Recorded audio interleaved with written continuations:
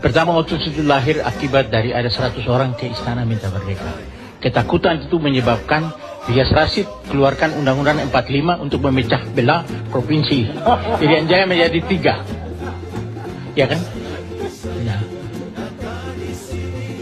Banyak orang. Ya. Ya. Karena belum ada penelitian lengkap, terus membuat ini.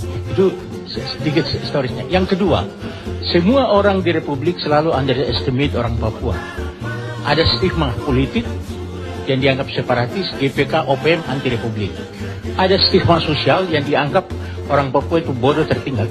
Tidak tahu bahwa sekarang yang demonstrasi di mana-mana itu mereka rata-rata master.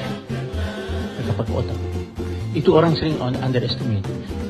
Karena itu stigma dua ini, separatis dan uncivilized, itu stop. Kalau tidak akan menjadi duri dalam daging, karena ini persoalan harga diri, bukan persoalan makan dan lain sebagainya.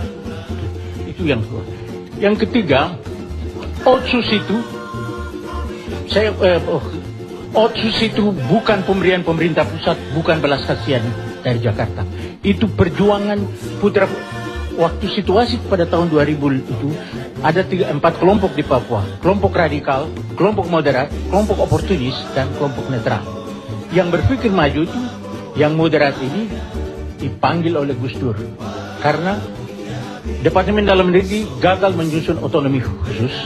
Kemudian Provinsi Papua menyusun otonomi khusus, tidak jadi. Gus Dur manggil dan dia katakan begini, kamu membuat otonomi khusus menurut kamu punya keinginan, hasrat dan kebutuhan, tetapi jangan minta merdeka.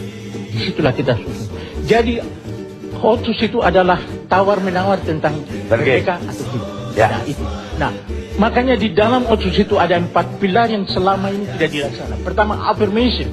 Pemihakan kepada orang Papua bahwa dia warga negara Indonesia, diperlakukan wajar, dan dia mempunyai keistimewaan khusus. Yang kedua, harus protection, hak-hak orang Papua, tanah dan lain sebagainya. Dulu kita berikan untuk transmigrasi, cuma-cuma. Kita berikan itu. Sekarang hak-hak mereka itu diminta untuk diproteksi, dilindungi dalam undang-undang ini. Dan yang ketiga, partisipasi. Bapak tahu, 48 tahun kita dalam Republik ini Rias ada ini. Dia minta supaya ada orang Papua duduk dalam jabatan-jabatan. Tidak ada, ya. You know? Saya sendiri satu-satunya, eselon 1, setelah itu tidak ada. Yang lain itu jabatan politik. Tidak ada. Itu supaya dia berperan dalam Republik, dia ikut mengatur, kecuali jabatan politik. Dan yang ketiga, keempat itu empowering, memampukan mereka. Saya pengalaman jadi wali kota ya. Dulu kepala dinas PU itu dari atas sampai di bawah dari sukunya sendiri. Saya tidak usah sebut sukunya. Saya bilang orang Papua begitu bodoh sampai galegot pun tidak bisa. Kasih mereka, kalau tidak saya stop itu punya izin di sini. Kita bikin. Nah, yang terakhir ini negara kesatuan.